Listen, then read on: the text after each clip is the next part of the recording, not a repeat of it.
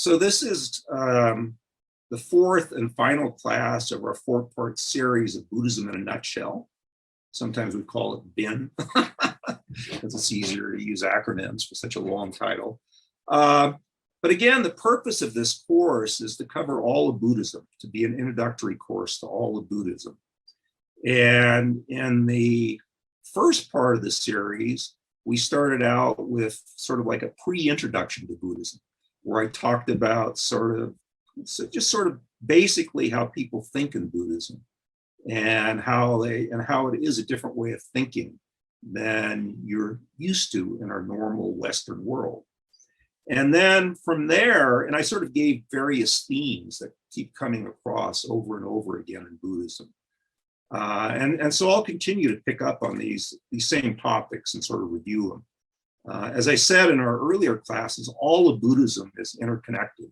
And if you start talking about one part, you almost always invariably end up speaking about all the different parts. And so wherever you start, you always eventually get to almost everything.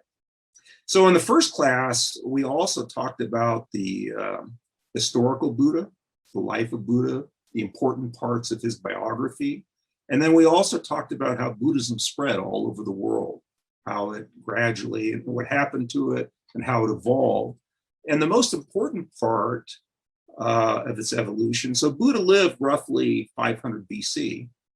And the most important evolution came around the birth of Christ, maybe the 1st century BC or 1st century AD, when Mahayana Buddhism developed. So the earlier Buddhism that the historical Buddha taught is sometimes called Hinayana Buddhism, which is translated means the lesser vehicle. And for moderners, we feel like that's sort of like an insult, because there still are people who are following that path, and they are called Theravadan Buddhists. And they live around Sri Lanka, Thailand, all those areas down sort of in the south of India. And those people are still active, and they still follow more closely what the historical Buddhist path taught. The Mahayana path developed around, like I say, around the birth of Christ, give or take 100 years. And that's the path that has become the most popular form of Buddhism. So anywhere around the world that you go to now, almost everybody is a Mahayana Buddhist. And in my view, the Mahayana Buddhist path is really, if you like, just emphasizing certain aspects more than it. So to me, it's really basically the same as the original Buddhism, but there are just certain aspects that are brought out more clearly. And it's actually quite beautiful. And we're going to talk a little bit more about that at the beginning of this class. So that was the historical part. The second class that I taught was on the deepest, sort of the most fundamental part of Buddhism, the part that all Buddhists, no matter where they come from, what country they're in, or whatever, follow. And that's called the Four Noble Truths. And that was the truth of suffering, or the fact that the world is dissatisfactory, the truth that there's a cause for this, and because there's a cause for this, there's a cessation for it. And then the fourth noble truth is there's a path that you can follow to leave your suffering, which, as we talked about with the historical Buddha's life, that was his main goal, was how to get rid of suffering. And he said, I found a way. And he said, I've accomplished this myself. And if you follow exactly the same path I follow, you also will be able to accomplish this. And as I've talked before, one of the key themes in Buddhism is causality. In Buddhism, nothing happens randomly. Everything has a cause and effect. And so if you create the cause to end suffering, if you can find the reasons why suffering exists, and if you can find the reason and you can find the antidote for that, you accomplish the causes to end suffering and follow that path, then you must, by this sort of causality, be able to end suffering. So then in the third and fourth classes, which was last week and this week, what we've been really talking about is the Buddhist path in detail. So in the Buddhist path in detail, we started at the very beginning of things. We talked about samsara, nirvana, renunciation, which means the desire to leave samsara. So samsara is our ordinary existence, the sort of world that we live in.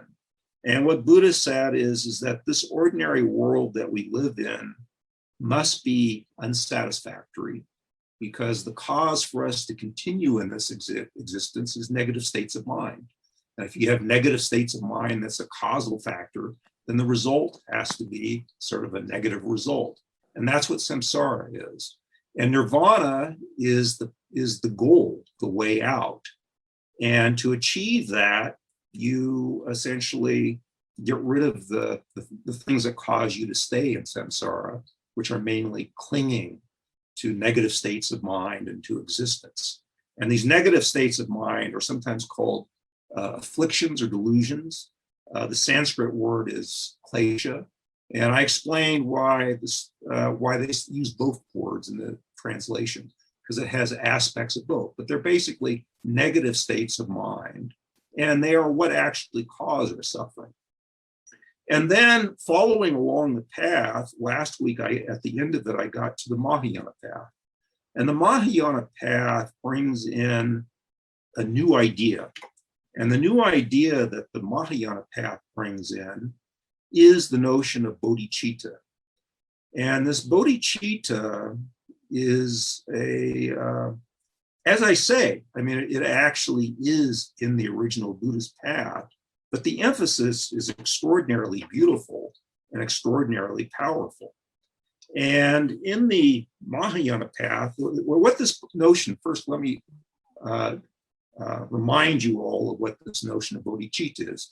So what bodhicitta is bodhi is sort of enlightenment, and citta is mind. So it's sort of the mind of enlightenment, or a mind of, bodhi is also awakening. It's a mind of awakening.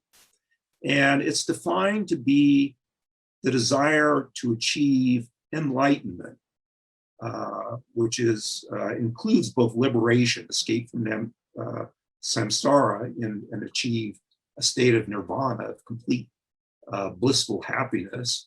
But of course, as we talked about, as a Mahayanist, you want to go even further than that, because what people at the time of Buddha noticed is that the Buddha still had was a more powerful spiritual figure than the so-called arhats, the people who had achieved the state of nirvana.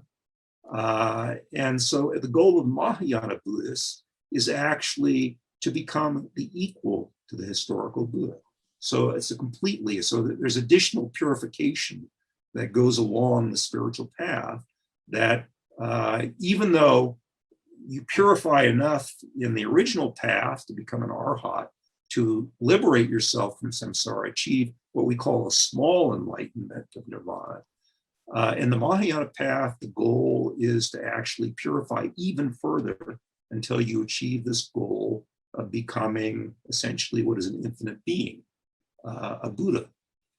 And however, in this Mahayana path, in this notion of bodhicitta, there's an interesting twist, because in the original path that Buddha taught, the goal was just freeing your own self from suffering, which is achieving the state of nirvana. But in the Mahayana path, your goal is actually freeing all other sentient beings from suffering. So your goal is, and that is the reason why you want to become a Buddha, because only an infinite spiritual being like a Buddha has the most powerful to actually free all of these other sentient beings from suffering. And I use the word sentient being, which you can think of as sort of human being generalized. It really means a being with a mind. And in the Buddha's world, there are other realms, sort of hell-like realms, animal realms, heavenly realms, all of which are temporary, which we can be reborn into. But in all of those realms, it involves beings with a mind. It's people like us. So we can be reborn in 6 different realms, which again, I'm not going to repeat because it's too long to go through everything in this class. But Nonetheless, the goal for bodhicitta is to free all sentient beings from suffering and help them achieve a similar, help them become Buddhas. And the Mahayana path is actually believed that this will ultimately be achieved for everybody. That in the Mahayana path, they say that eventually all sentient beings will become Buddhists, will become fully enlightened. Although it may take some people eons or horrendously long periods of time. And so, you know, but for a bodhisattva, a being on this Mahayana path, a bodhisattva is a being who's bound for enlightenment, whose goal is to become this Buddha, so he could help all other sentient beings.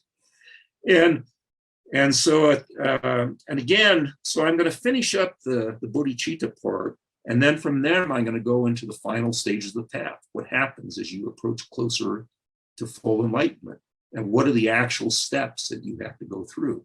Even though these sort of steps are probably well beyond us. And as I said before, it's important not to get too caught up in this notion of nirvana, because then people get frustrated and they actually end up losing the path. I mean, what's really more important as a Buddhist is to make your life better day by day, to work on eliminating all your negative states of mind that cause you suffering, even in the minute. Anxieties, all sorts of having trouble dealing with problems, and to train yourself. And Buddhism is all about training the mind. So the goal is actually to train your mind to become happy and to remove your suffering. Now, there are these notions of karma, which of course I talked about. So if you do virtuous actions, you create positive karma, sometimes called merit, punya is a Sanskrit word for it. If you do that, that is the cause of all the happiness that you have in your current life. And if you do negative, non-virtuous actions, that's the cause of negative karma, which is the cause of all of your suffering in this and future lives. And as I talked before, karma can ripen in this life or in future lives. And usually it's not just one piece of karma ripening individually, moment by moment, but there's actually many different karmas ripening at each moment. And you're creating constantly large amounts of karma.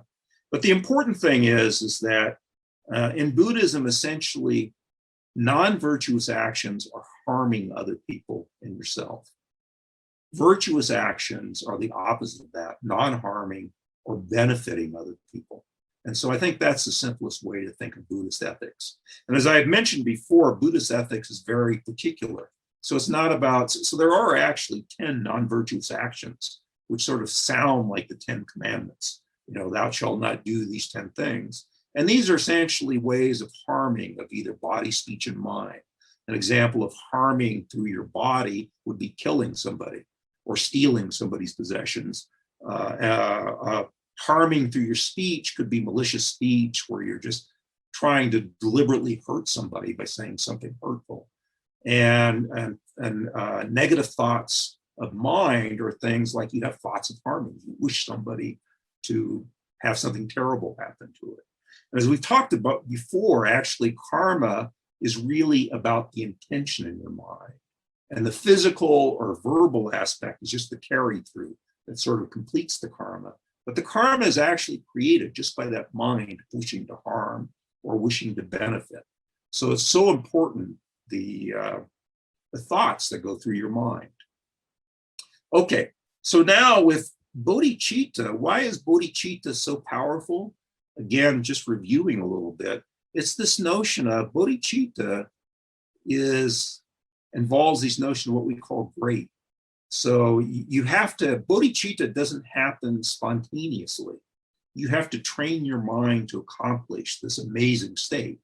And we gave many benefits of bodhicitta. The main benefit is that it generates enormous amount of positive karma. And Lama Yeshe used to say, you know, once you start generating this mind, it's like all sorts of good things just start happening to you because you're generating such huge amounts of positive karma. So it's a very powerful state of mind, and you can ask yourself, why is it so powerful? Why does it create such a huge amount of merit? And the reason for it is this notion I was talking about is great. So so you have to be motivated to have this goal. And the motivation starts with what you might call first, you go through, last week we talked about one way of generating bodhicitta, where we went through a series of 7, almost like baby states, where you start following, 7 practices or meditations, and eventually at the end you come to bodhicitta. That method is called sevenfold cause and effect. And the beginning stage of that is just equalizing yourself, saying, look, I'm just the same as everybody else. Nobody is intrinsically better or worse. All of us are the same because all of us want to be happy and none of us want suffering. So we're all the same. And there's no reason why I should achieve my happiness at your expense. Why should I steal from you, for example, take something of yours that makes you happy, but I like it, it's precious, it makes me happy. Why should I do that? Because I'm not better than you. There's no reason why I deserve that. We're all the same. And so we should all treat each other equally. And when you can do that sort of for every single being without exception, so that instead of having enemies and friends, it's almost like everybody is your friend. And you start to do specific meditations to develop this notion of equality. And then you go on from there to develop notions of loving kindness toward other people.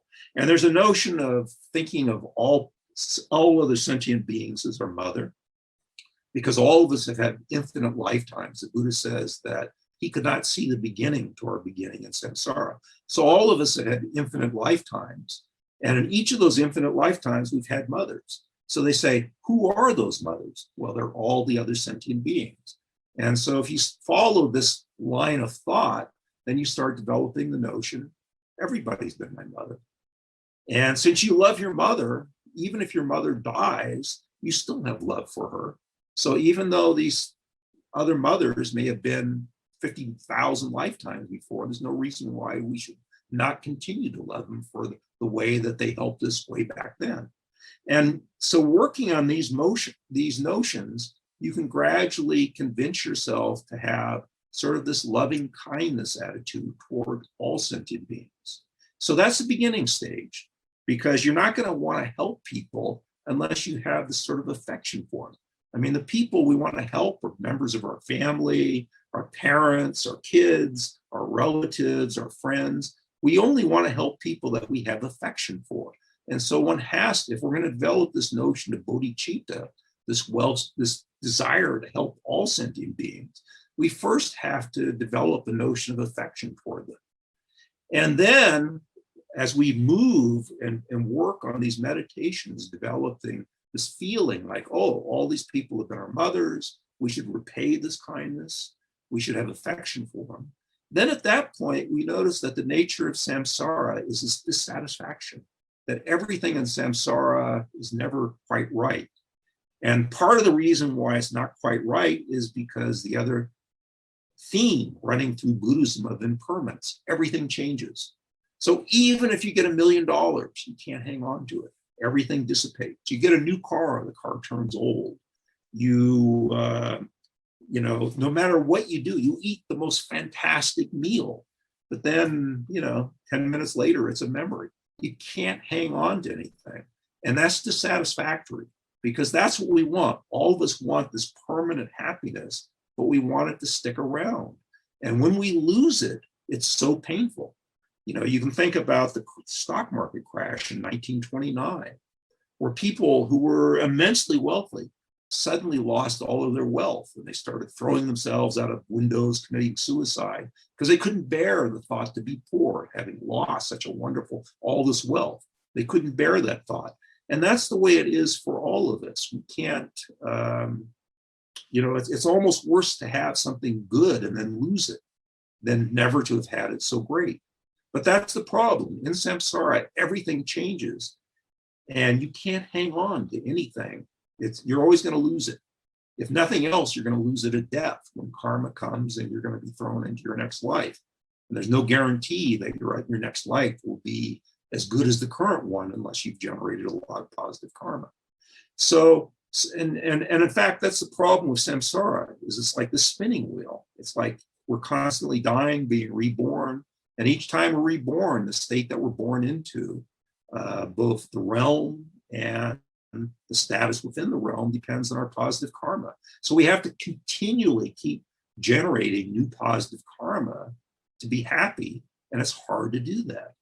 And the other thing too, is that when you are enjoying something, having some pleasure, you're burning up that positive karma.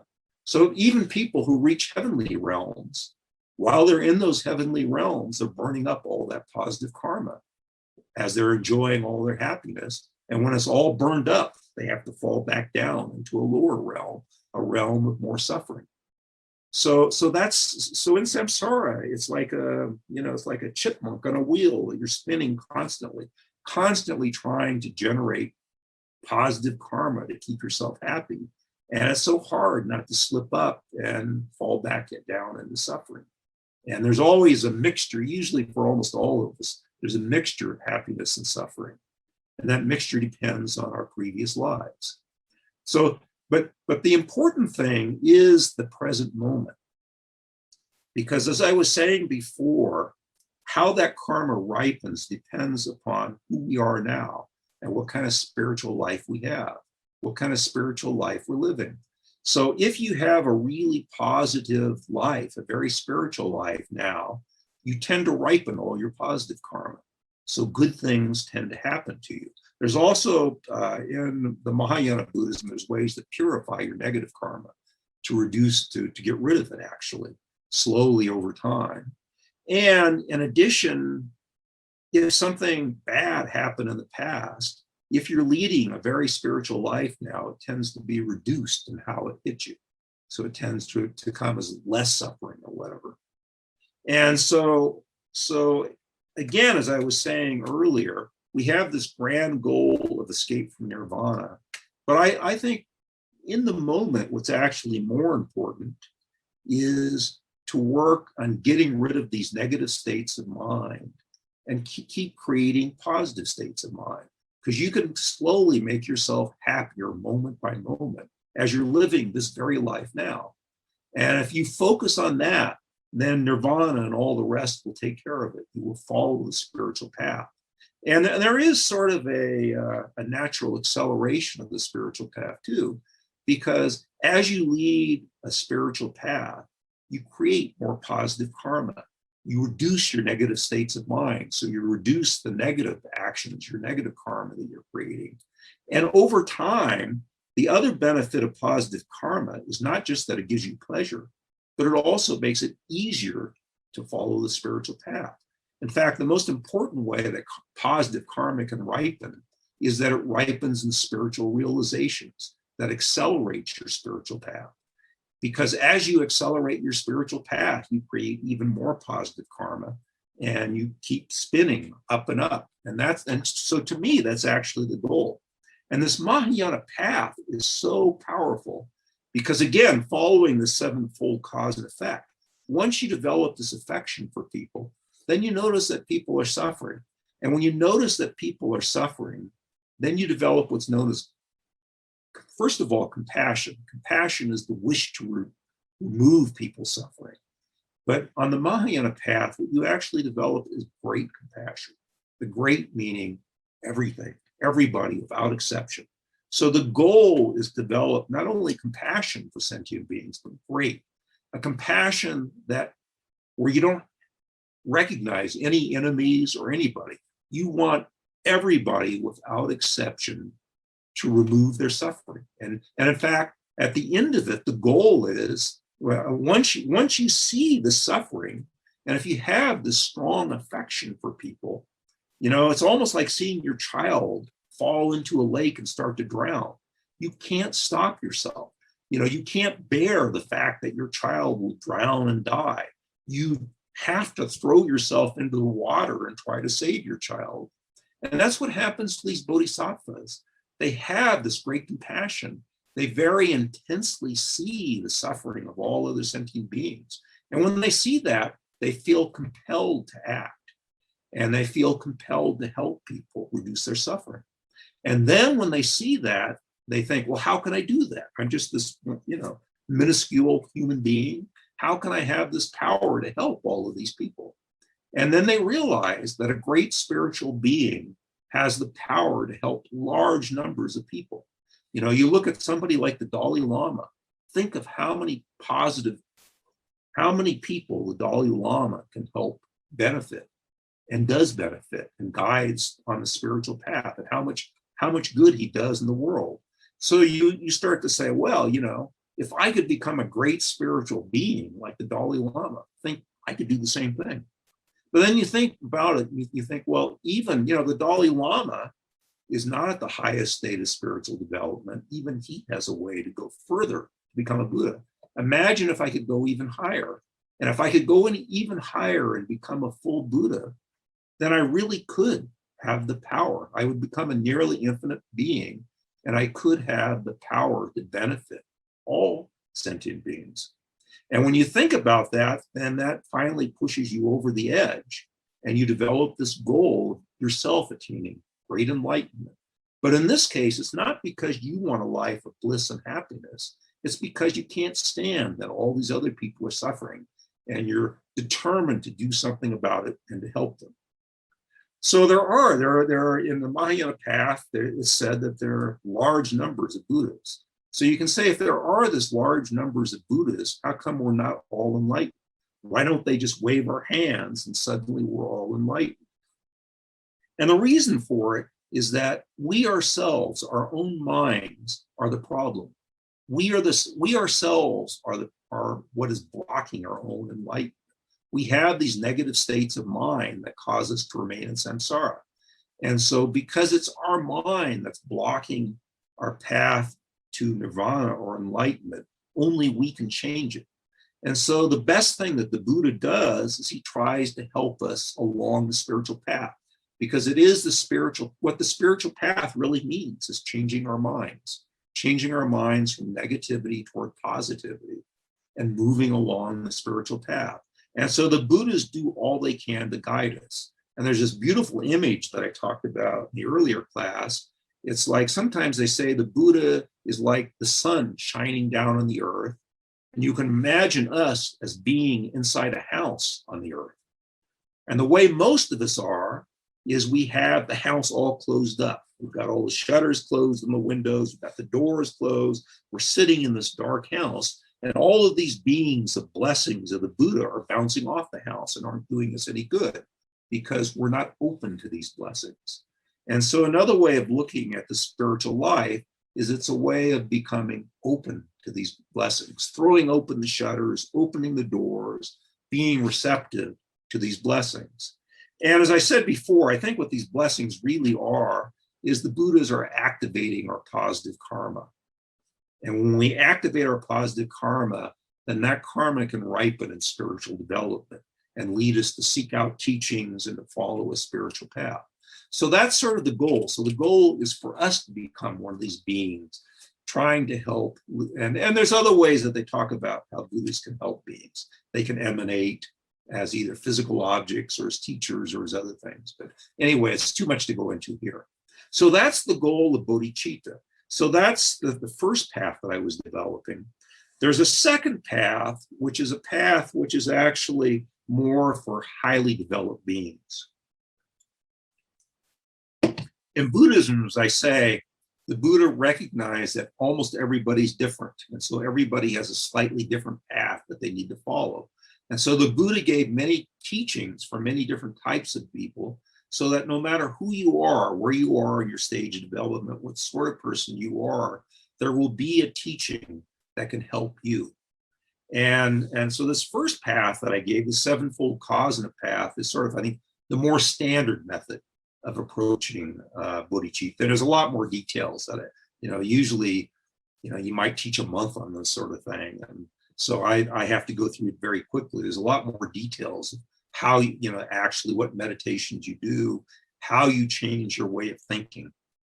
Because a lot of the spiritual path is actually about changing your way of thinking. But anyway, so that's the first path. The second path was taught, I think, for people who perhaps in previous lifetimes had already been involved with bodhicitta. And so they're on a more mature path. And so you just sort of have to quickly bring them up to speed. But it's a nice, the second path is also helpful because it sort of is a reinforcement to the first path. And in fact, many people practice both of these paths simultaneously because they both mutually reinforce each other. So the second path is called equalizing and exchanging self with others. So it's a little bit of so the terminology is a little bit of funny, but as I go through it, I think you'll see how it works. So the beginning stage for this is you start with the equalizing.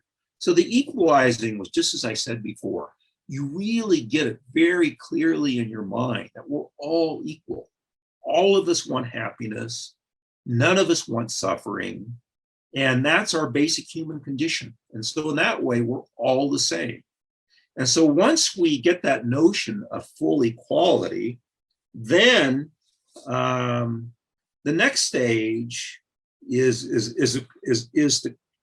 to talk about the disadvantages of self-cherishing and the advantages of cherishing others. So what does this mean? So this means is that in our normal way of looking at life, we're all egotistical. We focus on ourselves. We focus on our happiness and getting rid of our suffering. And in fact, that egotism is what causes us to do all the negative actions in our life.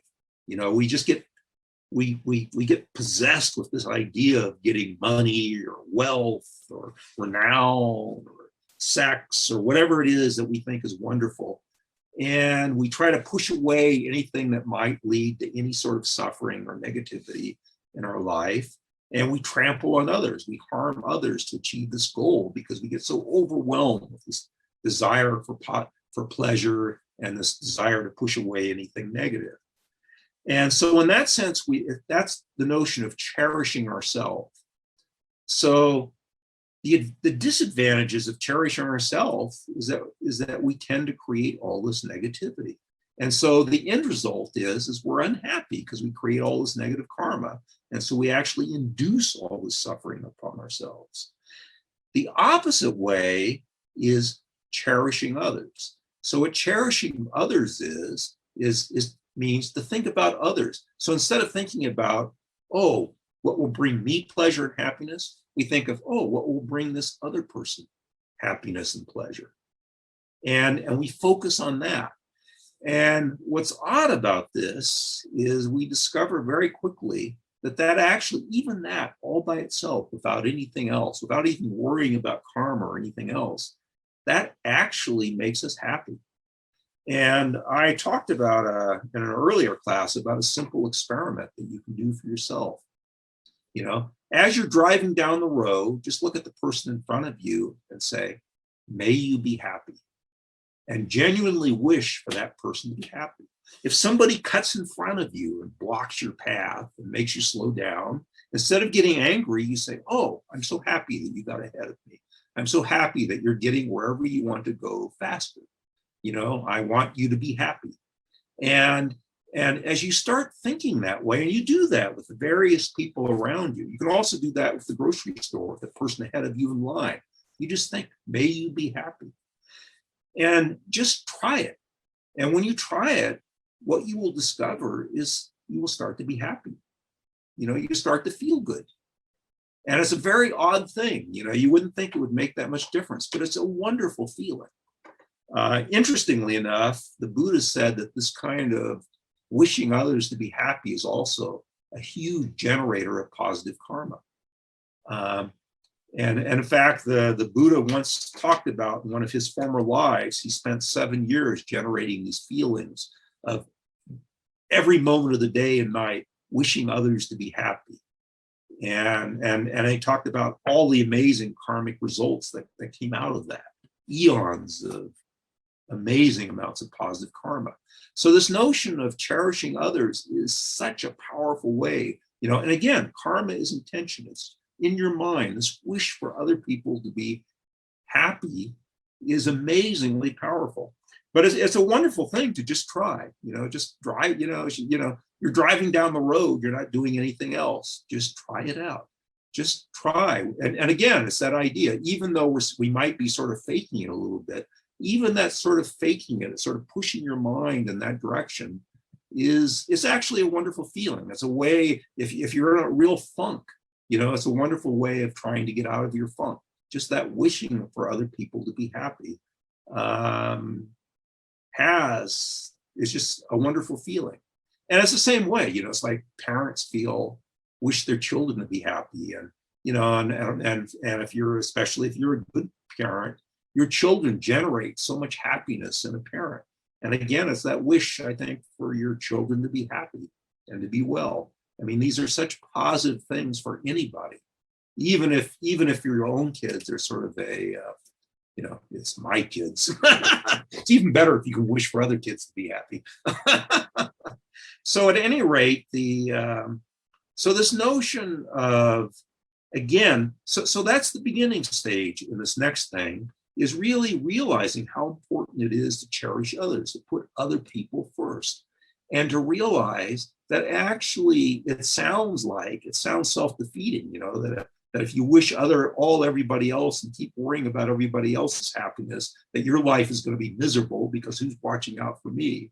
But what you discover is the exact opposite that happens, is that your life becomes happier and happier, and you're generating all this amazing positive karma. And then that's where you come up with this notion of exchanging self with others. So this notion of exchanging self with others is not this so much, we talk about standing in somebody else's shoes and imagining ourselves in the position of another. It's not that. What it is, it's this notion of, in the normal way where we're focused completely on our happiness, now we exchange self with others. So it's like we artificially replace ourselves with others, and we keep thinking that we wish all of the others to have happiness instead of ourselves. So that's what the exchanging is. So so the person that you're wishing to be happy is not yourself, it's the other people. So that's what the exchanging is. And if you start developing this notion of exchanging self with others, then again, that leads you to the notion, well, how can I actually make all these other beings happy and get rid of their suffering? And then that leads you to this notion of bodhicitta, that you have to achieve this goal of becoming a Buddha. So that's the other aspect of bodhicitta. Okay, so what is it that so these people that achieve bodhicitta are called bodhisattvas. And as I talked about last time, this sort of artificial, we start with artificial bodhicitta. So we sort of almost pretend like we're doing it. We do it to the best of our ability. But there is a stage where you can achieve what's known as spontaneous bodhicitta. You can achieve a level where this bodhicitta just arises naturally every moment of your life, waking and sleeping. It's just there constantly. And to reach this stage, I'm going to talk a little bit more about it later. You have to develop, it has to be done through first developing very deep stages of meditation to give yourself the power to achieve such a powerful bodhicitta. But in the beginning, we just, even just doing the best we can, even trying to develop this mind and trying to practice it as much as we can, still, even at that level, even though it's not the real bodhicitta, the spontaneous bodhicitta, still it's generating extremely powerful merit. And why is it developing so much merit? It's because if you think about helping one person, if you help one person, that generates one bundle of merit. If you help two people, that's two bundles of merit.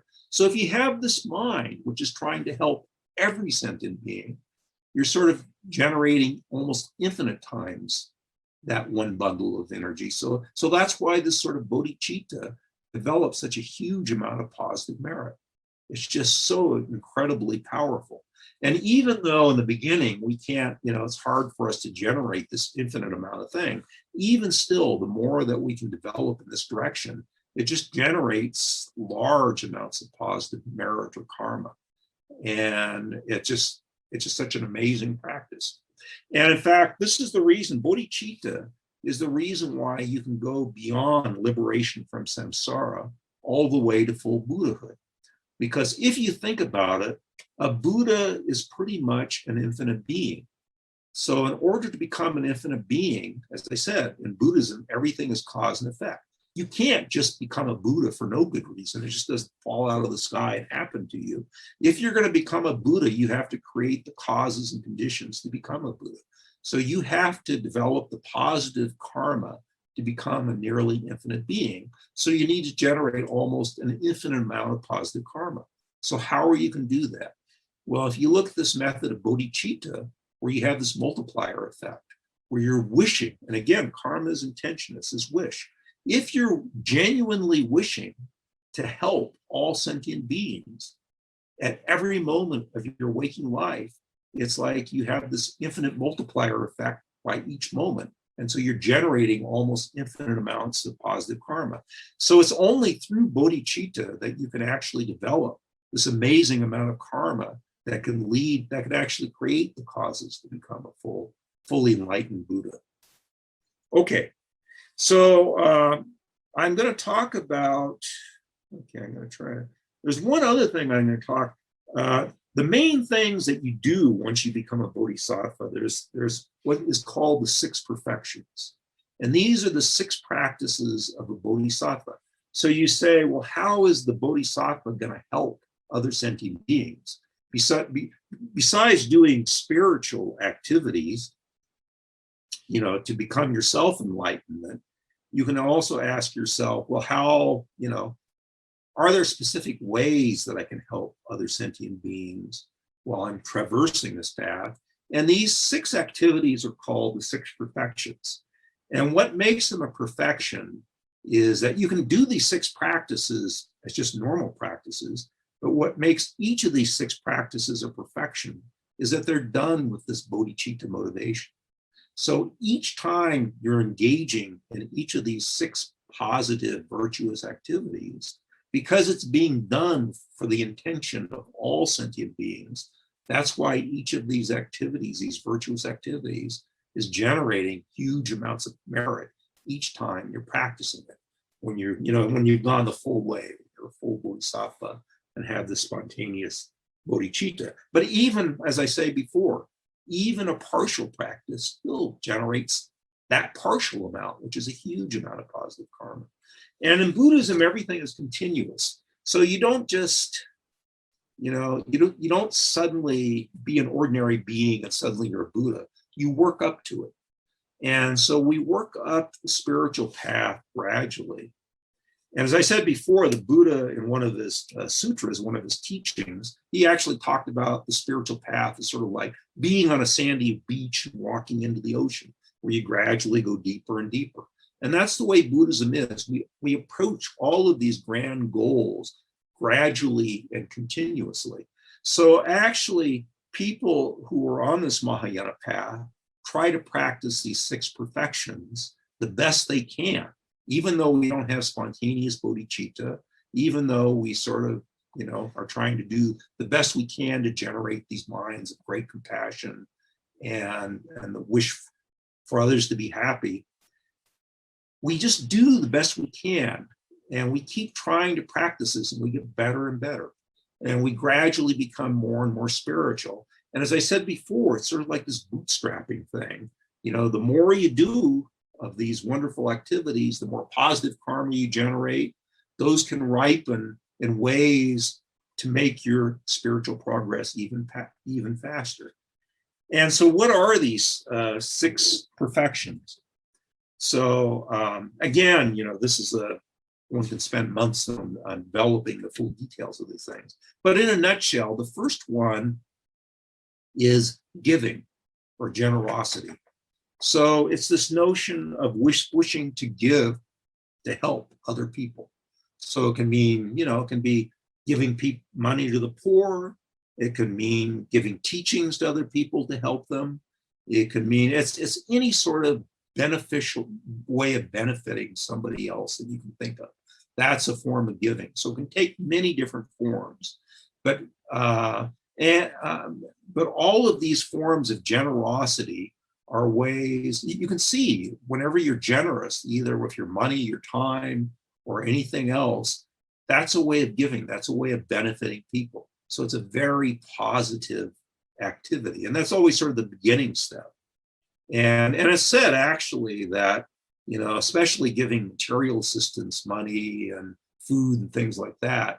If you want to have a wealthy life in the future, that's the best kind of way to generate that kind of karma for wealth in the future, is being a very generous person today. The more generous you are today, the more that generosity will rebound in your future lives as leading, if you like, a wealthy life. So the second practice is the practice of morality, which means avoiding harming others. And so it's sort of obvious that if you're going to be a bodhisattva, you're going to be very careful not to harm others.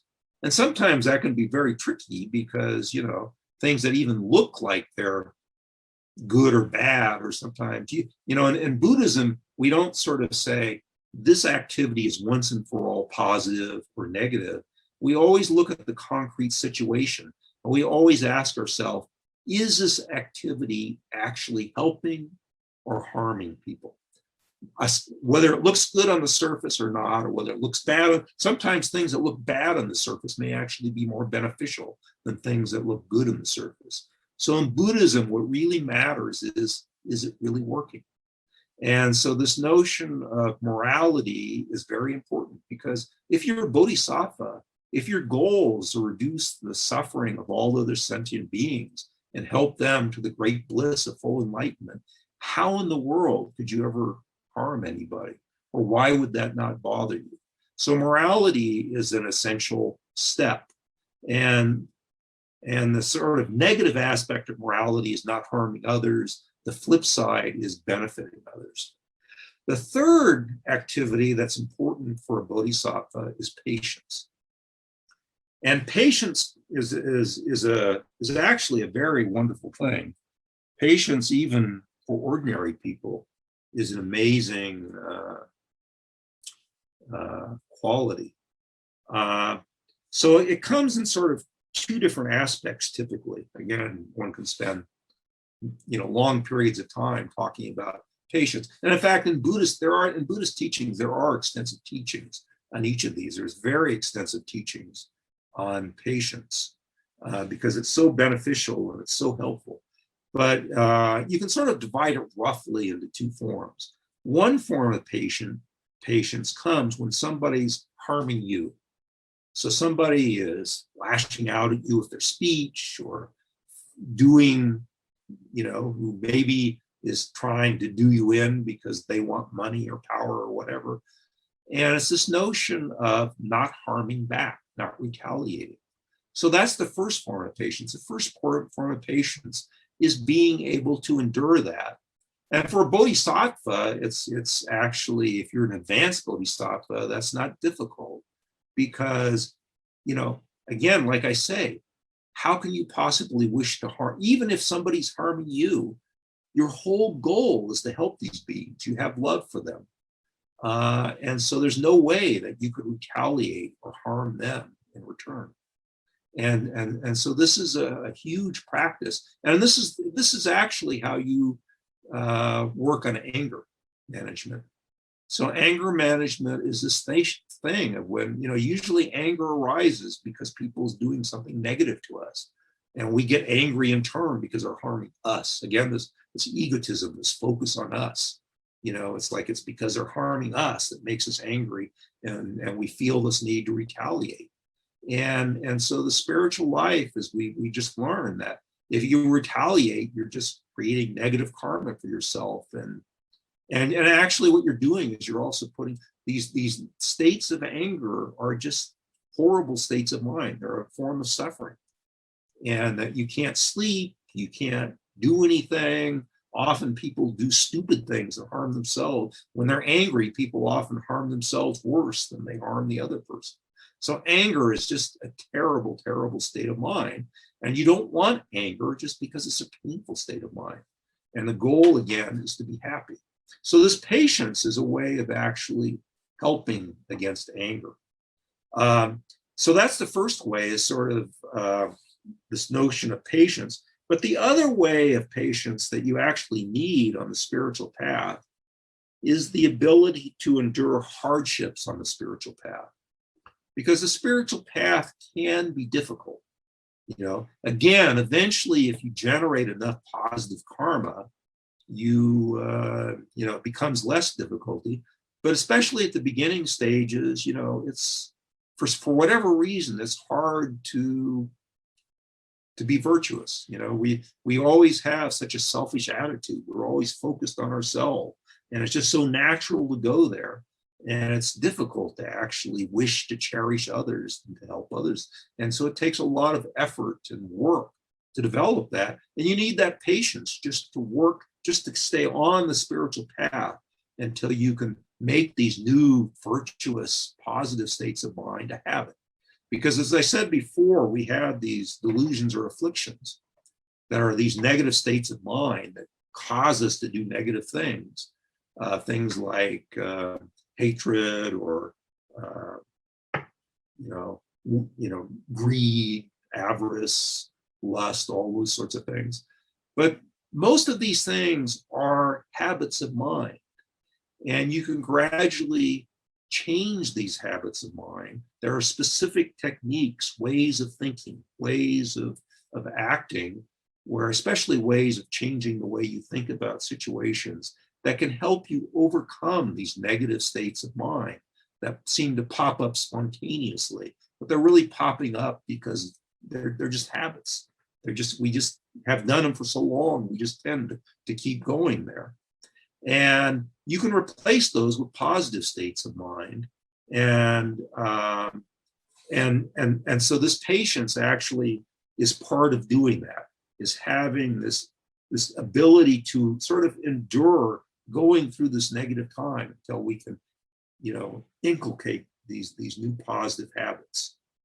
And then the next one is joyous effort. And joyous effort means just effort, just being happy at the effort of doing your spiritual practice. And over time, that becomes, that just sort of almost happens spontaneously. But you need to feel good about your spiritual life. You need to feel its positivity and the wonderful things that it's accomplishing. And as you really get into that and understand that and see it more clearly, and you actually just watch yourself and you see how when you're engaging in this positive type of life, it just makes you happier. Then it becomes easier and easier to put effort into your spiritual life, into your spiritual practice. And in fact, your spiritual practice becomes joyous. And that's an important thing. So they say, the Buddhists talked about it, it should be like, when you're doing your spiritual practice, it should be like small kids at play when they're just having fun. And that does happen. But it takes, time and effort. Okay, so the next one is a little bit more difficult. This is concentration. And this is usually called meditation. And so what this meditation has to do with is that in meditation, there's actually a whole course in meditation that I think it's just started up recently, or just starting up now.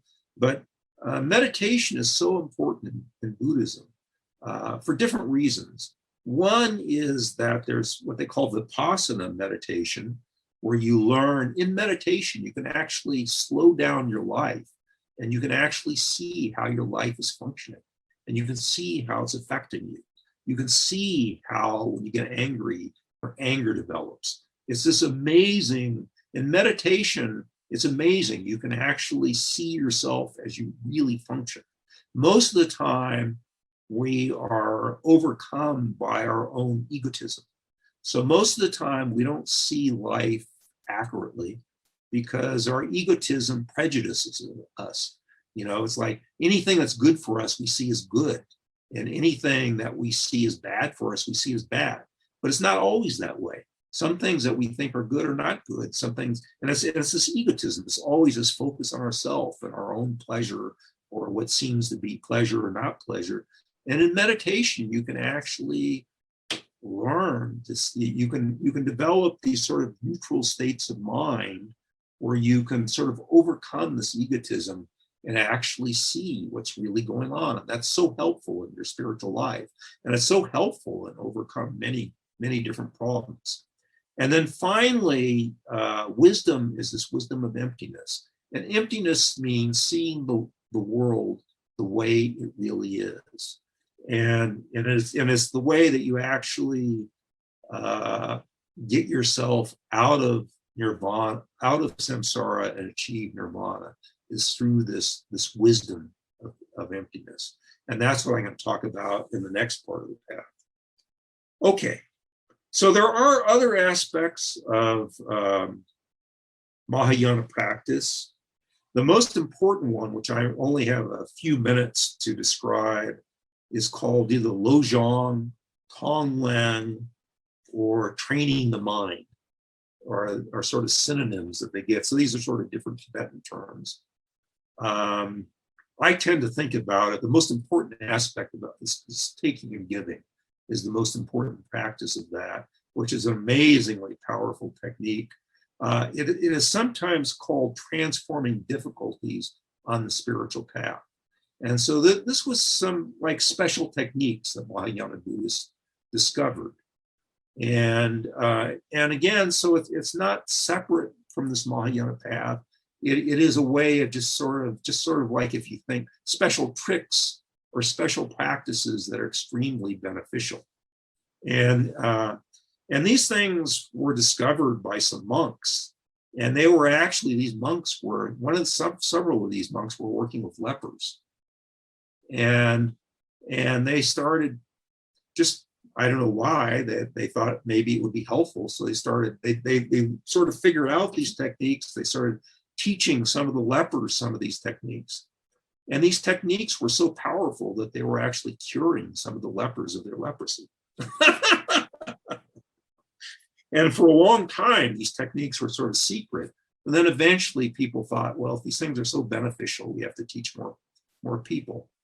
But these are sort of, if you like, almost like methods. So it's a whole collection of tricks that are involved, and they actually have whole classes on these things. And there are various texts that were written, I don't know, 600, 1,000 years ago when these things were developed. And so there's many different aspects of ways that, so part of it is this notion of, you want to transform every aspect of your life onto the spiritual practice, onto the spiritual life. Because if your only spiritual practice is when you're meditating, you might meditate for 20 minutes, an hour, half an hour a day, and that would be the extent of your spiritual practice. So what you want to do, and what these techniques sort of try to help you to do, is use every part, every moment of your life to help you on the spiritual life. And the way you do that is you look at all of these negative, especially difficult things that you think of as are bad. You look at them as being helpful and beneficial to your spiritual life. So one typical example would be, like, let's say you're at work and your boss starts yelling at you and telling you you're an idiot, really lashing into you. Most of us would feel horrible. But you can actually transform that onto the spiritual path, because you can say, oh, this is a wonderful opportunity to practice patience. And so you use this opportunity to practice your patience. And so at that moment, you're doing spiritual practice. So you're not wasting this moment. And it's sort of things like that. So you try to, at every moment, change the way you think about every situation, so that you can actually use it to accelerate your spiritual practice. So this training the mind, this Lojong Tonglen, are so powerful. The most powerful of all of the different teachings of this thing is something that I've actually used personally in my life. I always use it at moments of great difficulty. And I think I always forget the Tibetan. I think this is called Tonglen, but my Tibetan is almost non-existent. But anyway, in English, it's called taking and giving. And so what you do in this practice is, I will give an example. In 2007, I developed gallstone pancreatitis.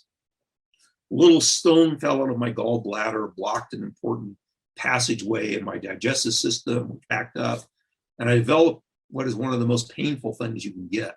I spent 2 weeks in the hospital.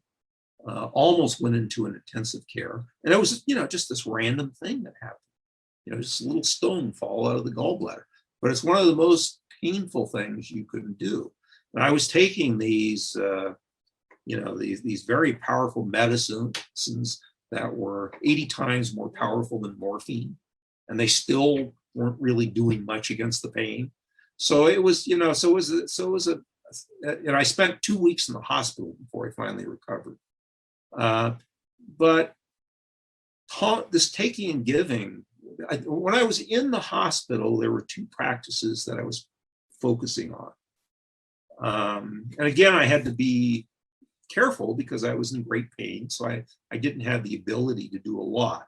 But the two practices that I practiced were patient acceptance, because it's said in Buddhism that if you patiently, if you're in a difficult situation where you're suffering and there's nothing you can do about it, so if you can do something about it, Buddhism always says, relieve your suffering.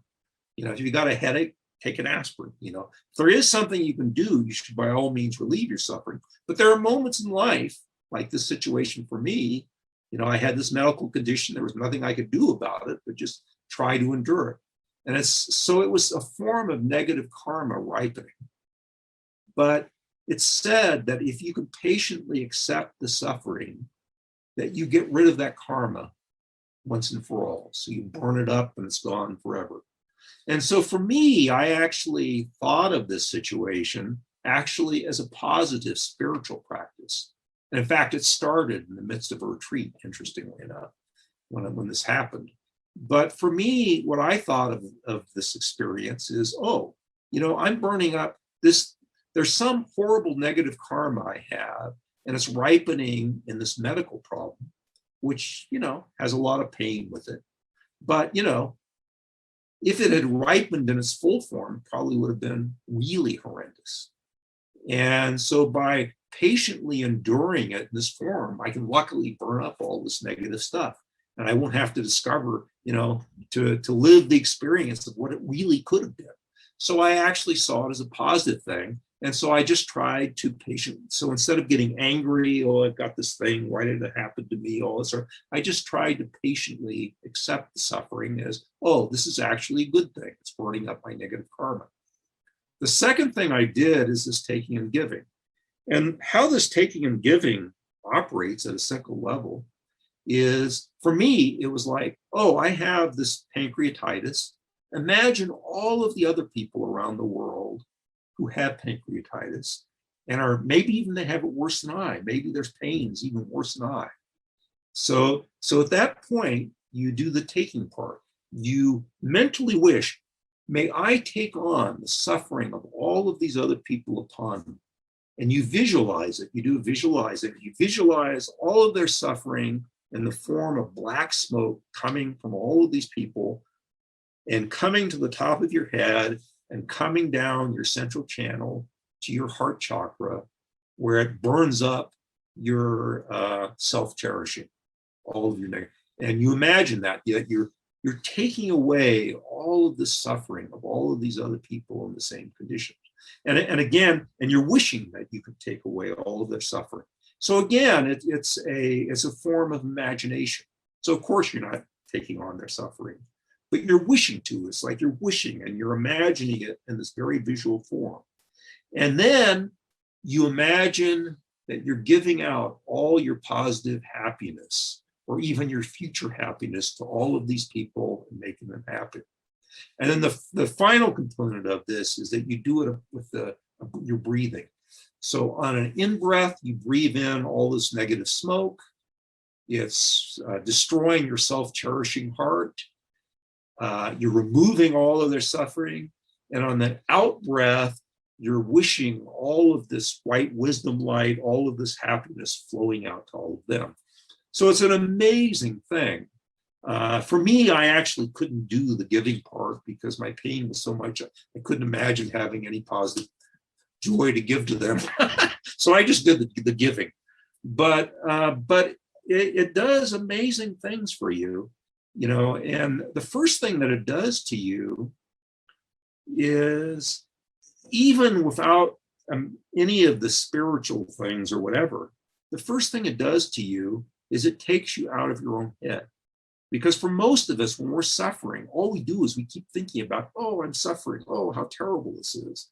And as you focus mentally on that suffering, you make the suffering worse.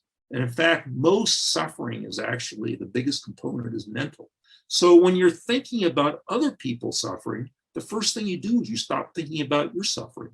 And even with nothing else, that's a wonderful thing. That is so helpful. That reduces your own, even that part just reduces your suffering by such a huge amount. But then the second thing is, again, this is a huge type of bodhicitta. This is a type of bodhicitta where you're trying to remove the suffering of others. And so you can do this in different forms. You know, you can do it with any type of suffering you have. There was once when one of my daughters was skiing and got lost in the ski mountain overnight. I thought she was going to die of exposure. And it was very frightening. She actually, with a friend of hers, hiked off the mountain to save herself and ended up at this bird sanctuary where she called us from the next morning. And she actually spent the night making a snow cave so not to die. So she managed to save herself. But that night, you know, the thought was in my mind that most people that spend the night on the mountain die. So I was imagining the thought that my daughter was probably going to die that night. And again, I did the same thing, taking and giving. I imagined all the other parents around the world who had children that were dying and what their suffering was like, and imagine taking all of their suffering on me and giving me all of their happiness. And that was so helpful. You know, that was such a huge, by doing that, I was able to fall asleep. And it was just, it's amazing. This taking and giving is an amazingly powerful practice because it's such a bodhisattva. It has so much bodhicitta in it. It's so powerful. So anyway, you know, so that I've just given just a few bare bones, and one can talk about it a little bit more. But at any rate, so I should go on to the two final things. But let me just stop now for a 5-minute break. So I'll just turn off my mic. I'll set a timer for 5 minutes and let everybody have a chance to use the facilities or whatever.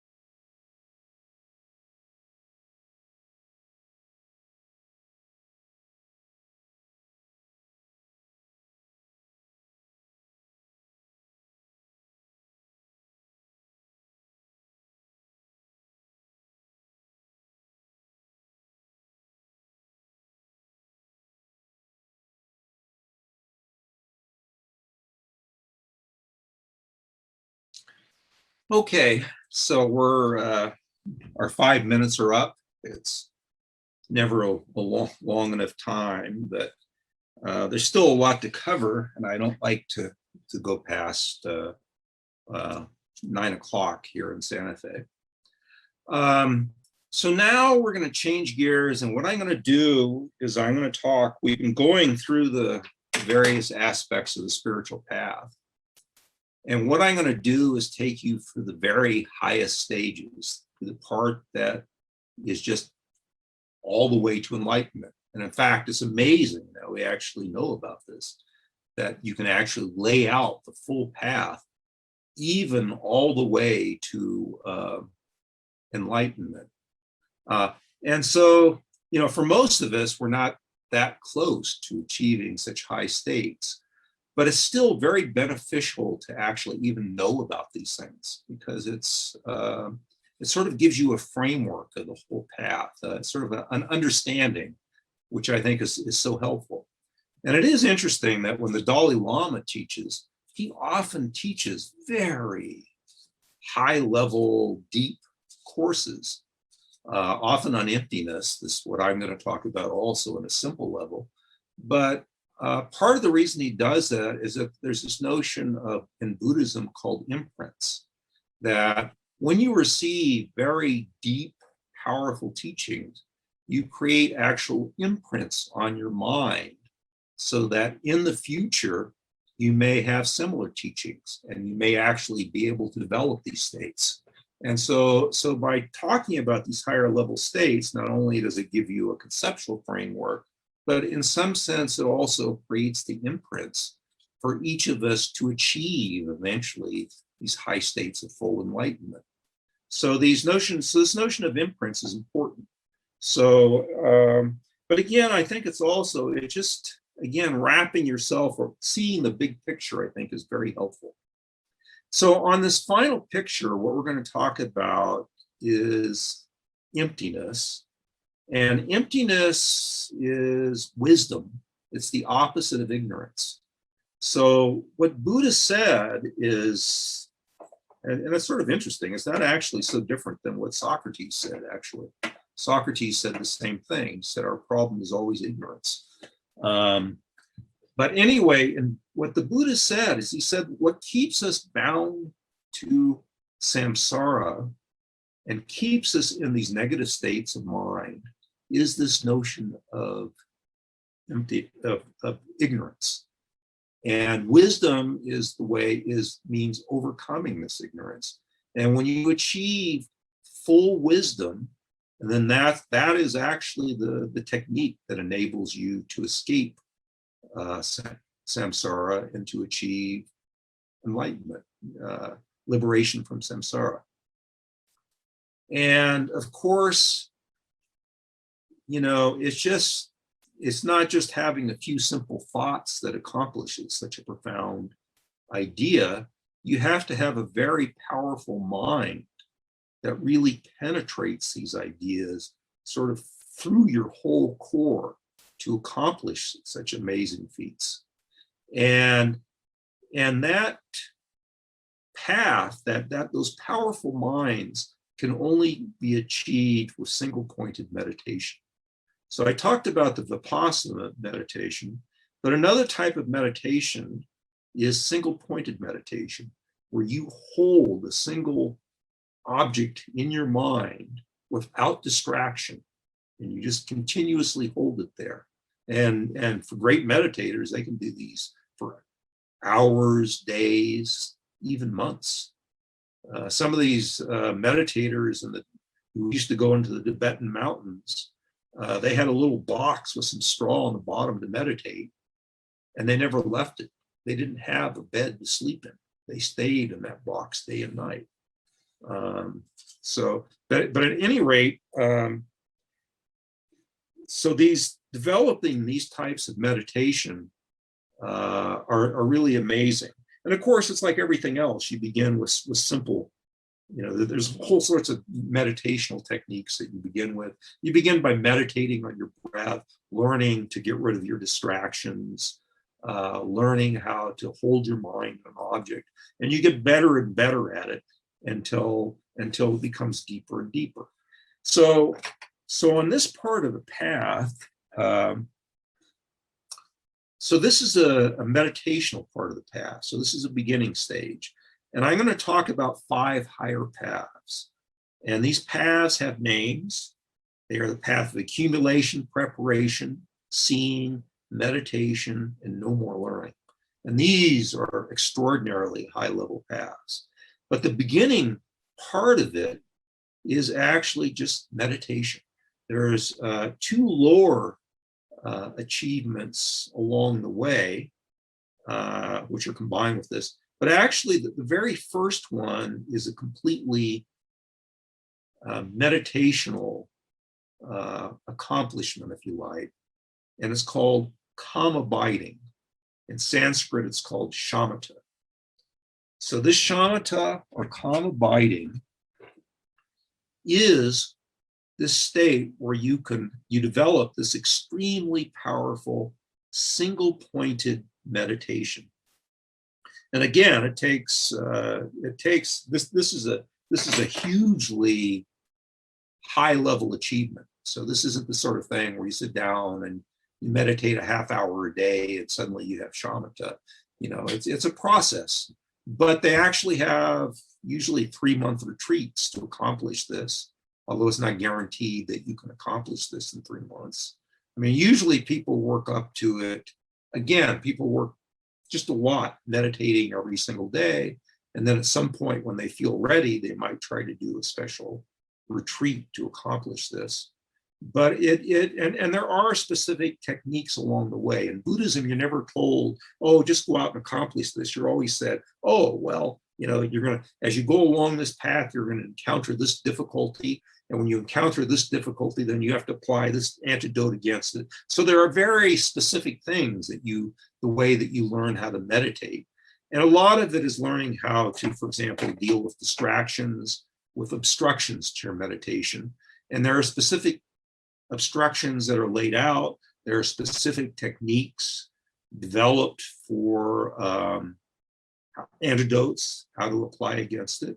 And again, there are specific steps that you take, that you work on, different specific steps. So you gradually get better and better at this. And in the beginning, you try to work up. So maybe in the beginning, maybe you can hold an object single-pointedly for 1 minute. And then you build up to where you can hold an object in your mind single-pointedly for 5 minutes. And there's a whole thing too about how to choose the best object to meditate on and so forth. There's a lot of things that I can't explain here. And then, you keep building up, and then you can meditate single-pointedly for an hour maybe. And eventually you reach a stage where you actually have to mentally set a time limit on your meditation, because you've overcome all your obstacles and you can sort of keep meditating almost forever. So in your mind, you say, okay, I'm going to set up like a mental alarm clock. After an hour, I'm going to stop the meditation. And again, a real timer or something wouldn't do any good, because when you're in this deep level of meditation, you'd never hear it. So you have to set this intention. Okay, today's session is for an hour, and at the end of an hour, I'm going to come out of it. But anyway, it is possible to do this. And again, it's this thing that you gradually get to closer and closer. And what's amazing about this calm abiding, so this calm abiding, or shamatha, actually is a specific thing. So it's almost like, so even though it's a continuous process getting to it, at a certain point, it's almost like flipping a switch. It's like suddenly there's a transformation. And so you approach this state of transformation gradually, continuously, you're almost there. Suddenly you hit something, and at that point, you hit this special stage of calm abiding, or shamatha. And when you hit that, there's all sorts of additional manifestations. For example, it's said that you achieve a physical and a mental pliancy. So the mental pliancy is that, it's easy. You can just keep meditating forever. You don't have any mental obstructions. The physical pliancy is quite interesting. It says that all of your physical obstructions to meditation disappear also. So it says that your body feels like it's as light as cotton. like it's completely, your whole body feels blissful. It's, you don't feel any, if you're in the lotus position, you don't feel any pain in your knees. You have this amazing blissful physical state of your body. I mean, as we're growing old, it sounds wonderful to achieve this just for that. Even to have this wonderful. So they say that this, it's a real transformation, and it's incredibly blissful. And when you reach this thing, what happens is that when you can single-pointedly hold an object in your mind has this incredible force. It's like a laser. It can just penetrate any object that you set your focus on. And that's what you need, because what you're going to do is you're going to take this laser-like mind and you're going to focus it on this deepest truth of emptiness. And that's how you're going to blast through to these higher level states. And again, so again, everything in Buddhism is cause and effect. It's like nothing happens randomly.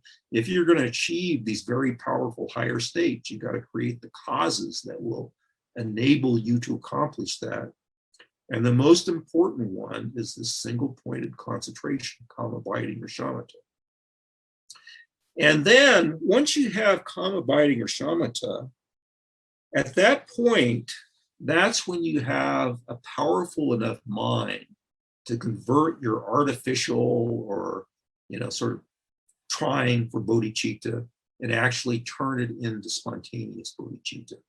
Because with these sort of deep meditations on your Mahayana practice, on your bodhicitta meditation, you can make that breakthrough so that your bodhicitta becomes full bodhicitta or spontaneous bodhicitta.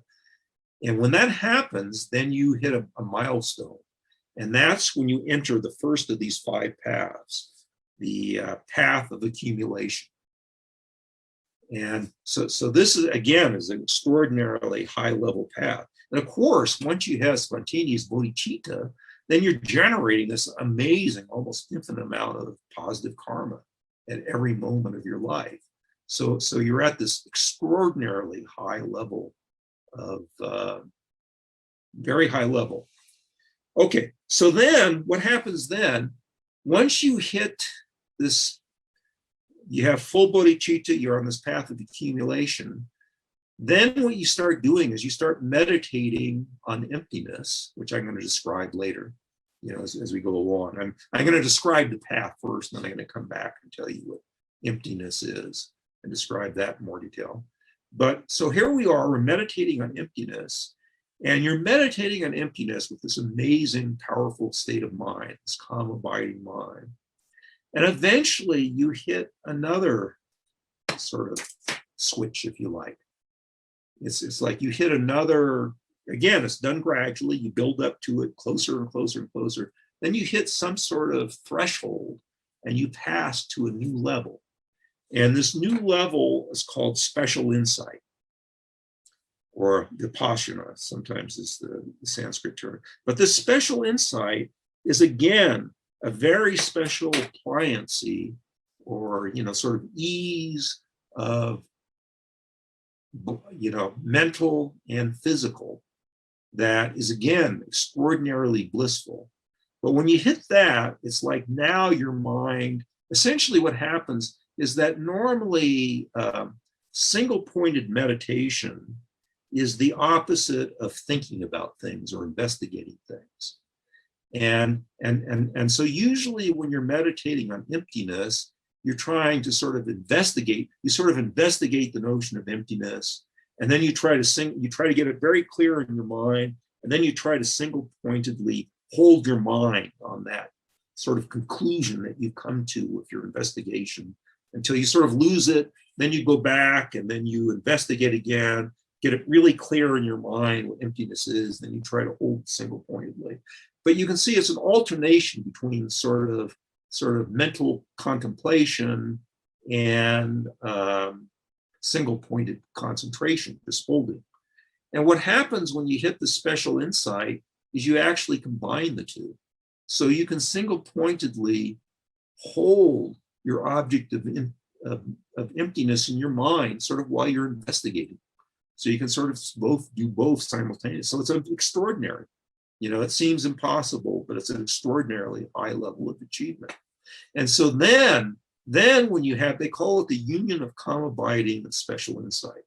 So it's this union. When you have this union of the two, because they both go together, when you have this union of the two, finally you've got the tool you need.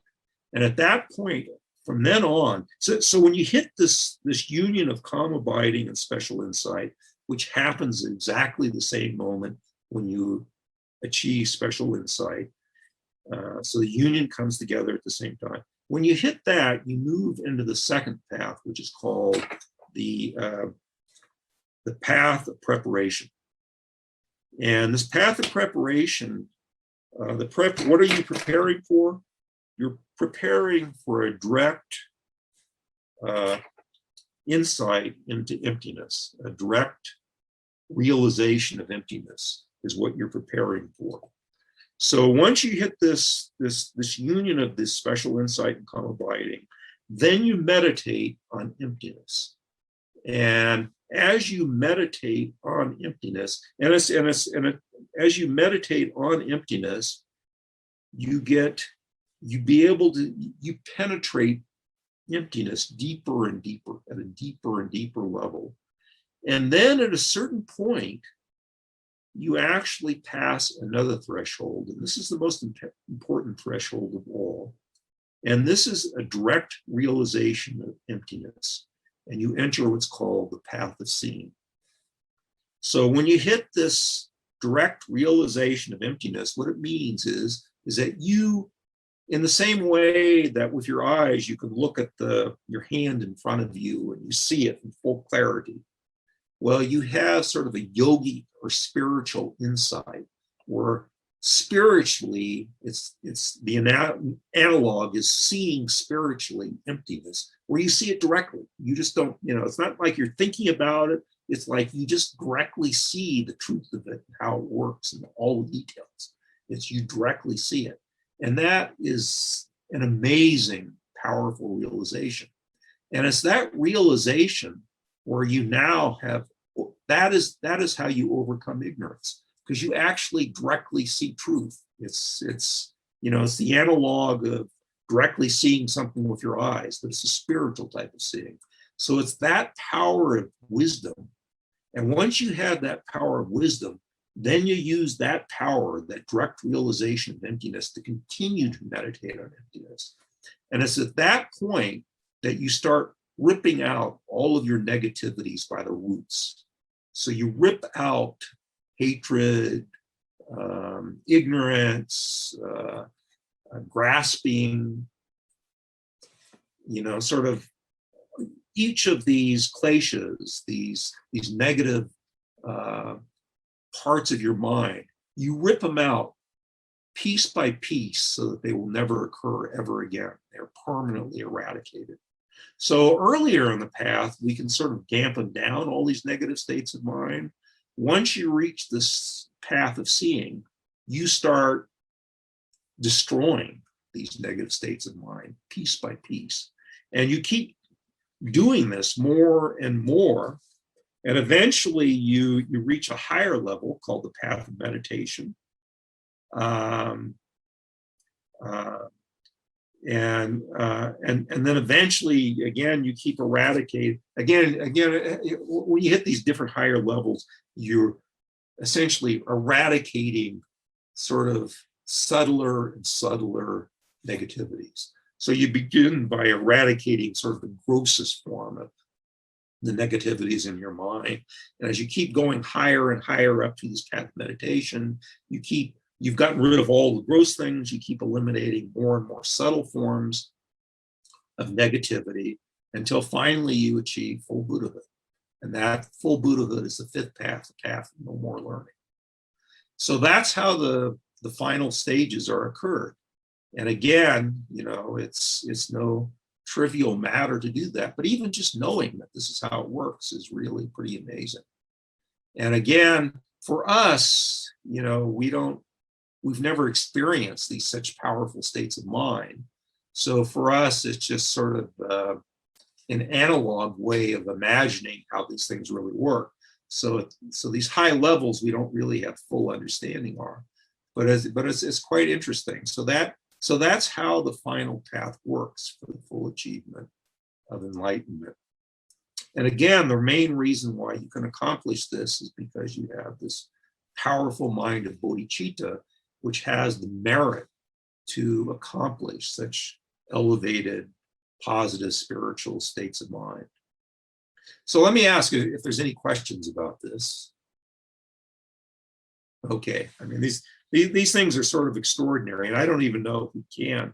I mean, they're so far beyond our normal way of experience that it's hard to know. So let me turn very quickly now to emptiness. What is emptiness itself? So emptiness is the way that things really are. And the key idea, the starting point, I think, for emptiness, and in fact, in one of the Buddhist sutras, the historical Buddha sort of suggested thinking along these lines. So a good way to begin thinking about this is actually to begin thinking about impermanence. So impermanence is not the same thing as emptiness, but it actually takes you a long way in the right direction, gets your mind starting to go in the correct way so that it will, take you towards emptiness. So this notion of impermanence is just simply everything in samsara is changing moment by moment. And in fact, you could play a game. You can look at your life and say, is there anything permanent?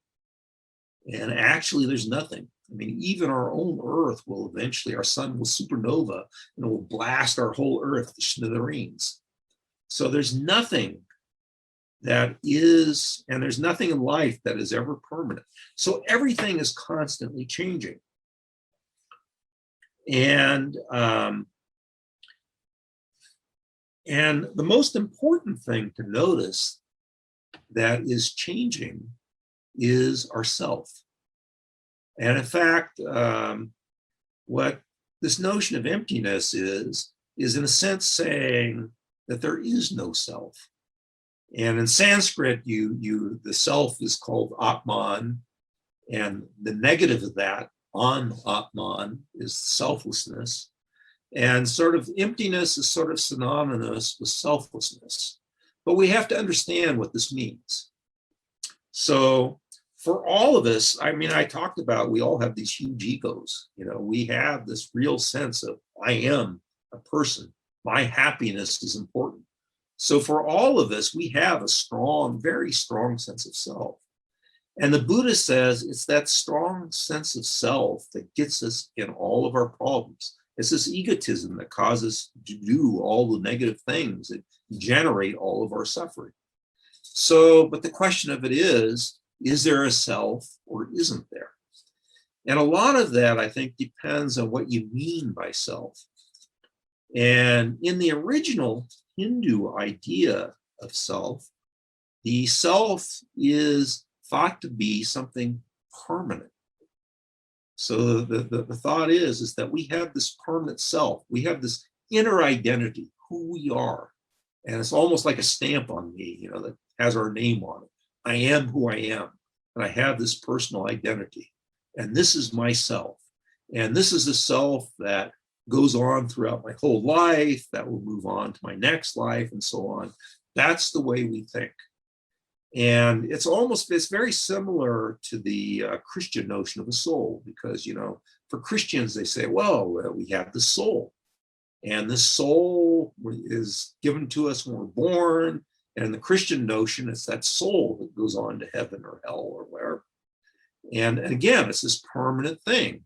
And it's permanently, it's like there's an individual soul for each of us, and it's permanent.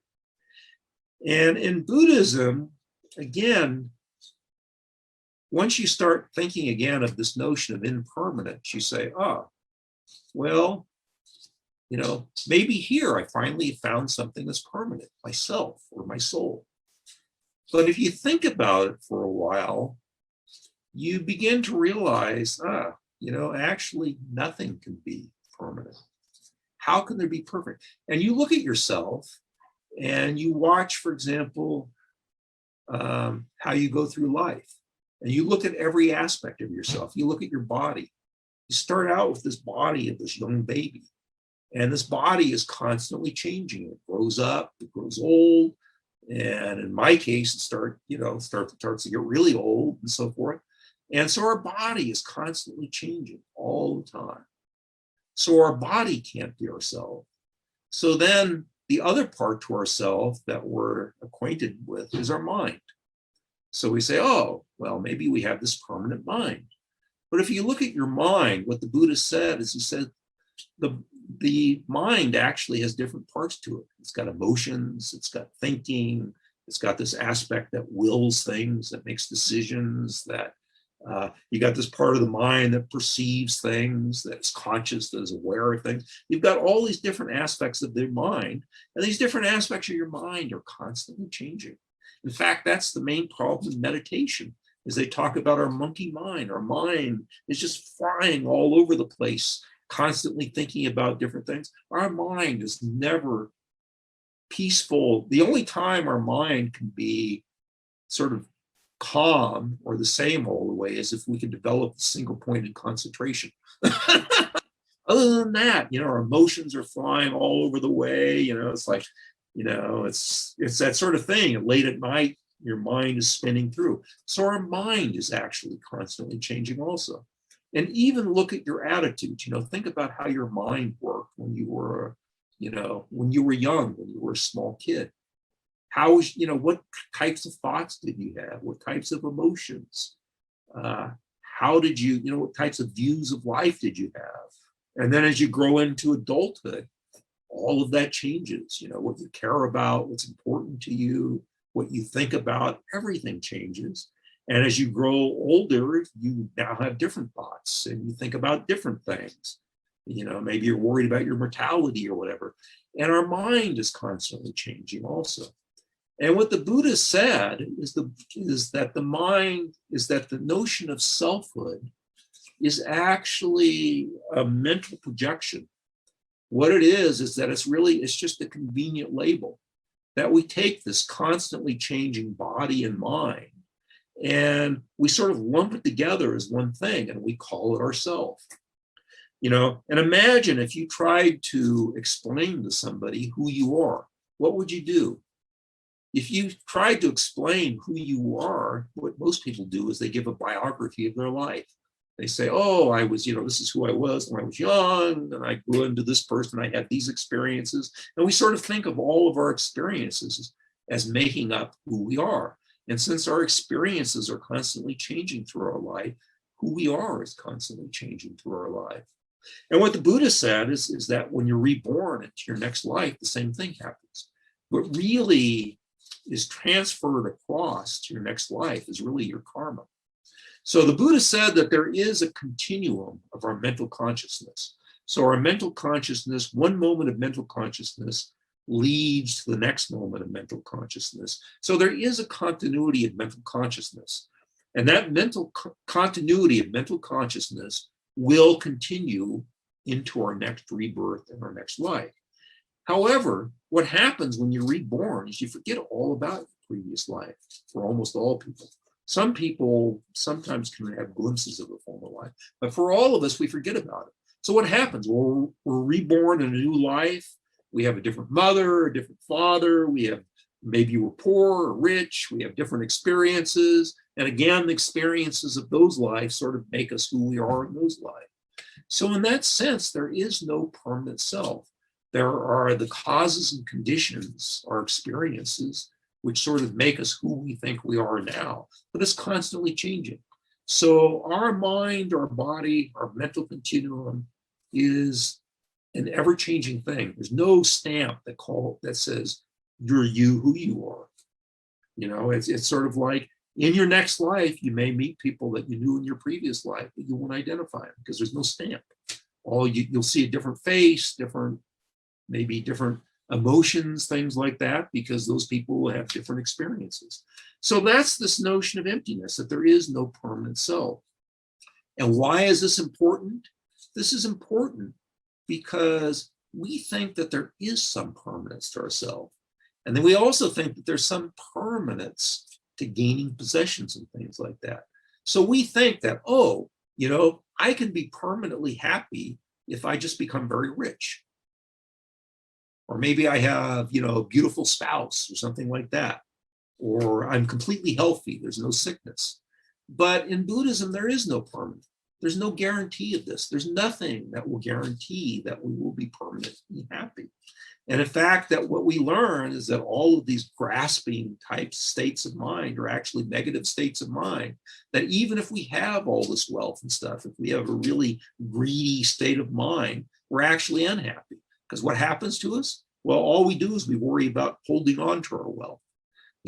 It's like the Buddha used to always say that, we all want precious things. But what happens if we possess a precious thing? We just worry about it. Are we going to lose it? Is somebody going to steal it? What's going to happen to it? Is it going to become like a new car? Is it going to get banged up?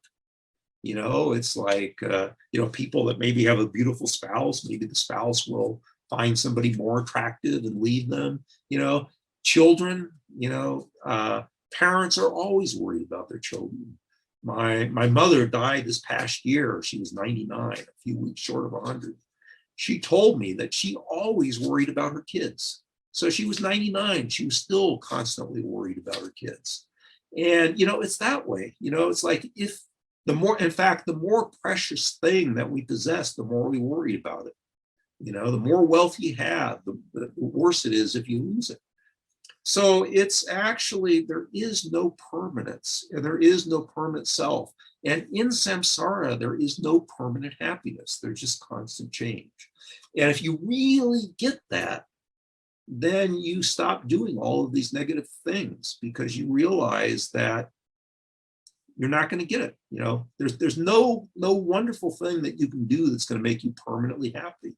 All that's going to happen is there's going to be continual change. And once you really get that, then you learn that there's no point, that the only point there is actually spiritual progress, because it's only spiritual things that are really satisfying. And again, that's something that we each have to discover for ourselves. The best way is in meditation. If you get into powerful states of meditation, you discover how blissful they are. In fact, there's a danger in meditation that it can be so blissful that you get caught up in blissful meditations and you forget to progress through them. I mean, meditations are a tool, a way of moving through the spiritual path. They're not a goal in and of themselves. But spiritual, if you actually clearly look at your life very carefully, what you will discover is that any ordinary pleasure has some dissatisfaction about it. The most important dissatisfaction is change. So for example, you had the most delicious meal ever, but as soon as you stop eating it, it's gone. And then the memory is never as good as the real thing. And it's like that. There's nothing, because you can't hang on to anything. Any good thing is ultimately unsatisfactory. But in spiritual bliss, that can be dissatisfying because you can hang on to that. And it's perfectly pure. It's perfectly good. There is no negativity about it. And so for that reason, it can be satisfying. So that's sort of a little bit of the notion of emptiness. I mean, the Buddha also talked about it in terms of dependent arising, this sort of cause and effect, that there's constantly cause and effect. And he actually went through your whole life and how you evolve through it, through cause and effect, and how there are causes for every aspect of your life that keep you in samsara. And so again, the notion of emptiness is deeply bound up in this notion of constant change, that there is no permanent self to anything. And even our possessions, it's like, maybe you have a chair here and a table over here. So some people used to think, well, if the chair is over here, there must be something in that chair that has some kind of chairness that makes me recognize it as a chair. Because otherwise, why wouldn't I get it confused with this table over here? Well, at a deeper level, what the Buddhists say is, no, it's not that. The reason why you have a chair over here is not because there's some essence to the chair that has chairness in it that makes you recognize it as a chair. The reason why the chair is here is because there were causes and conditions that brought that chair together to be here at this moment in time. If there were other causes and conditions going on, maybe somebody came into the room and rearranged the furniture, maybe the table would be over here now, the chair would be over there. And so that's this notion of causes and conditions. Everything that we experience in our life is because of causes and conditions. And the causes and conditions have come about so that the state of affairs that we're in at this very moment is because of all the previous causes and conditions that have come together. But because causes and conditions themselves are changing, the next moment's going to be different. And the moment after that is going to be different. And so this deepest notion of emptiness is very deeply tied to this notion of causes and conditions also. Okay. And again, this also has an important component also because of in actual practice also. One thing that's very helpful is that nothing stays the same.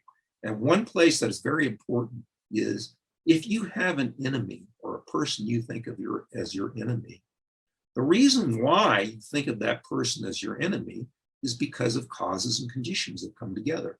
Maybe he said nasty things to you, maybe he doesn't like you, maybe he's actively working against you, but that person is not intrinsically an enemy. He's an enemy just because of all of the conditions that led up to this state of affairs. And as life evolves, as causes and conditions change, he doesn't have to stay your enemy. There are many cases where enemies later in life become friends. There's also cases where very good friends accidentally say something nasty to each other and become enemies. So nobody is intrinsically an enemy or a friend or anything. And in fact, it's the same way with us. You know, maybe we have some negative attitudes now. We are not intrinsically a bad person. It's just that various causes, conditions, bad habits of mind have occurred and have created us. So maybe we have these bad habits. So we keep doing nasty things, but you can change it. You can do spiritual practice and become a good person. We're not stuck anywhere. Everything can change. So the whole focus in Buddhism is creating the causes and conditions to remove our unhappiness and to become happy. So that's another way of looking at Buddhism. And the practical part of Buddhism is it just doesn't leave you with that. It just says, oh, well, you know, change your causes and conditions to get rid of your unhappiness and become happy. It gives you all of these details of how you can do that. Specific ways that you can, you know, it helps you to identify these negative states of mind and how to identify these positive states of mind and how the specific things, different ways of changing how you think that can cause you to actually change yourself.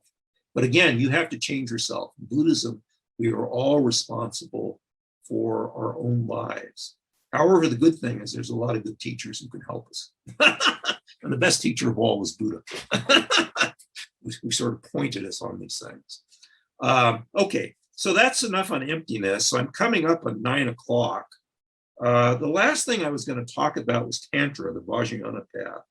So I'm not going to go into the details of that, but it's just useful to know, just so I might go over just for a few minutes, just to give you a brief idea of that. So this Tantric or Vajrayana path is not a separate path. It's part of the Mahayana path.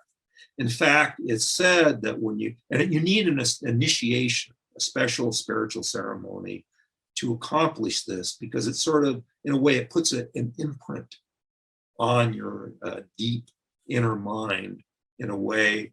And it's said that you can do the Tantric or Vajrayana practices, but if you don't have this initiation, they won't work. They won't accomplish what you want them to accomplish. So you do need an initiation for this, a special religious ceremony. But these things are part of the Mahayana path. And what they are sometimes called, it's called the quick path to enlightenment. And it's it's an accelerated way, if you like, to destroy your self-cherishing mind, this egotism that you have. And because of that, you can more quickly advance on the spiritual path. And what it mainly involves is, it involves a lot of visualization. In Buddhism, visualization can be extremely powerful because in Buddhism, everything is really about mind. It's our mind. It's our mind that causes us to suffer. It's our mind that makes us happy.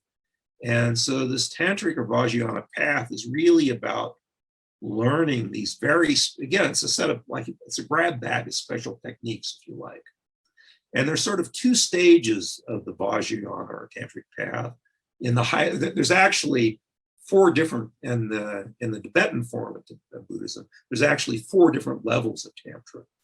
But the highest level, which you can get again, you don't have to work your way up piece by piece. You can actually jump and get an initiation for the highest one, which is the highest yogic tantric empowerment. But at that level, there are two stages called generation and completion stages, are the two stages of Tantra. The generation stage is things like imagining yourself to be a Buddha. And usually there's special tantric Buddhas that you imagine yourself to be. Again, it would be good to have time to talk about all the different types of Buddhism, why there are different types of Buddha. But anyway, what it is you, in this generation stage, you develop special meditations to help imagine yourself as a Buddha. And it's almost, sometimes it's called bringing the spiritual path into your life. What it is that if you can, at a very deep level, imagine yourself as a Buddha. So if you imagine yourself as a Buddha, and you really believe you're a Buddha, so what do? If you really believe you're a Buddha, you act like a Buddha. So you have completely virtuous states of mind. You have full bodhicitta. You have, so if you can actually transform your mind so that you really almost believe that you are a Buddha, and you start acting like a Buddha, then what's the difference between you and a Buddha? Except for infinite power, maybe.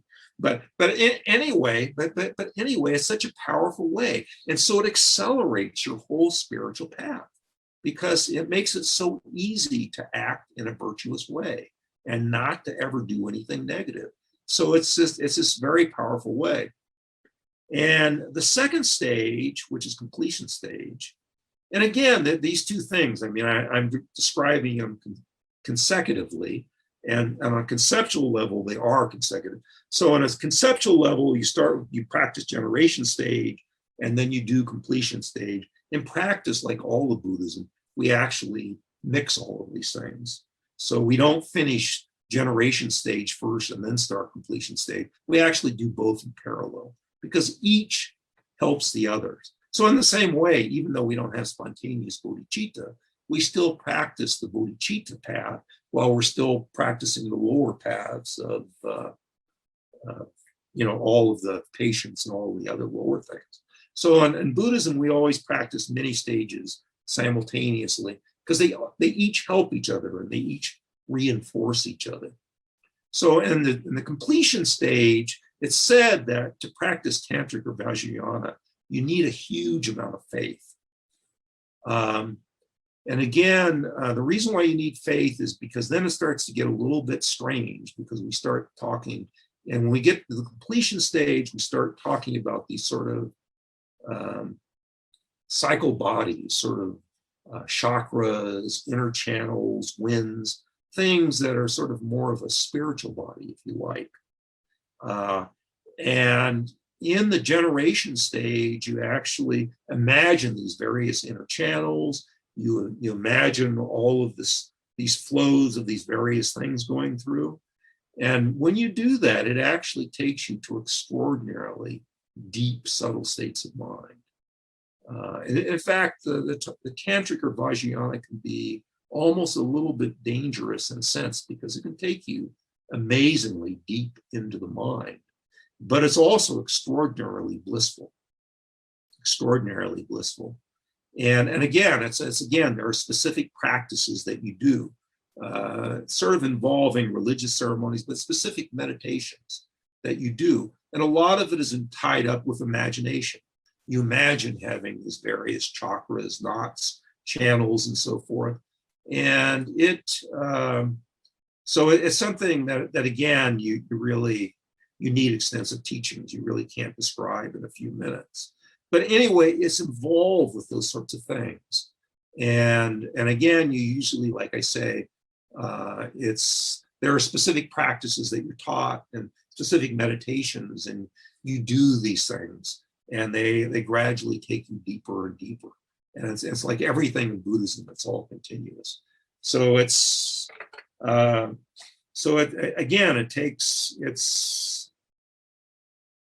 but again, the way it works is you start doing these practices, and then you start discovering that they work. You start to discover the power. I think, when you do these tantric or Vajrayana, it's when you start actually doing them that you actually, what really encourages you to keep going is you achieve these very amazing, blissful states of mind that are so powerful, and you can feel their depth and power. For the Vajrayana and Tantric, it's especially good to have a real guru to help you through those, because there are various standard obstructions, problems that people can get into.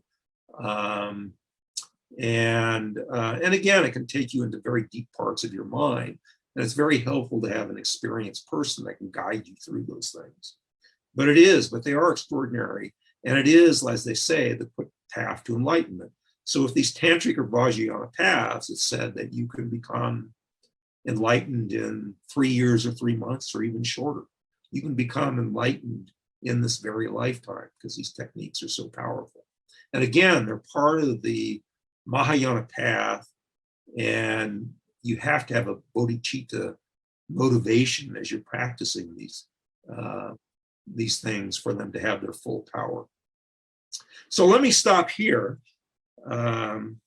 Again, I wish I had more time to explain, but I'm already 8 minutes over, so I hate to keep people up too late. But let me just ask if there's any questions.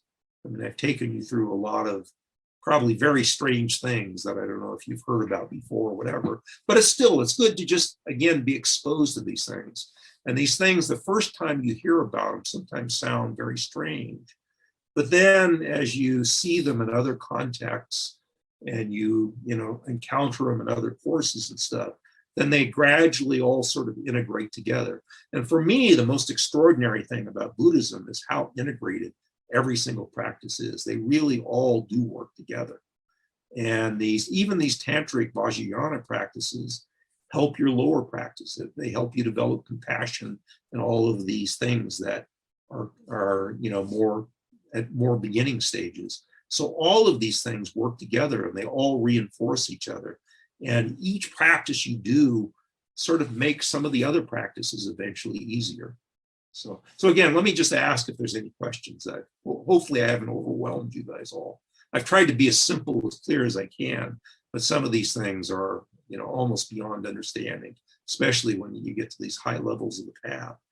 I don't know if any of us understand them, but it's just we're setting up imprints so that hopefully that each of us in the future will ourselves achieve these things. Okay, so I've overwhelmed you all. Okay, well, I will, if there's no questions, I will go ahead and sign off. So this is the fourth and final class of this Buddhism in a nutshell. I think there's another class that's going to start up, I think maybe a week from today, maybe at a different time, by a very well-known Buddhist practitioner who's been practicing, who's been around, very famous guy. So you can also take his class also and go through the whole thing if you want to go back and learn more. And it takes all of these things in Buddhism, you need to go through them many times. Because in the beginning, it's just such a different way of thinking. They just sound very strange and unusual, and they sort of jar your mind, and so you almost don't hear them. And it's often only the second or third time that they really start to penetrate more deeply and start to make sense. So it's always good to redo a lot of these things. And also, it's like if you take other courses, you will find that all of these things that I've been talking about will suddenly come in handy. They will help you understand the other classes, and they will reinforce things that I've said, and hopefully the things that I said will help you understand these other classes as well. So all of these things always come together. It's very helpful. Okay, so no questions, and I will sign off. Thank you all for joining. Thank you for the talk. Oh, you're welcome. No, just thank you. It was a great talk. I really enjoyed it. Thank you so much. Oh, you're welcome. Yeah, thank you, Bob.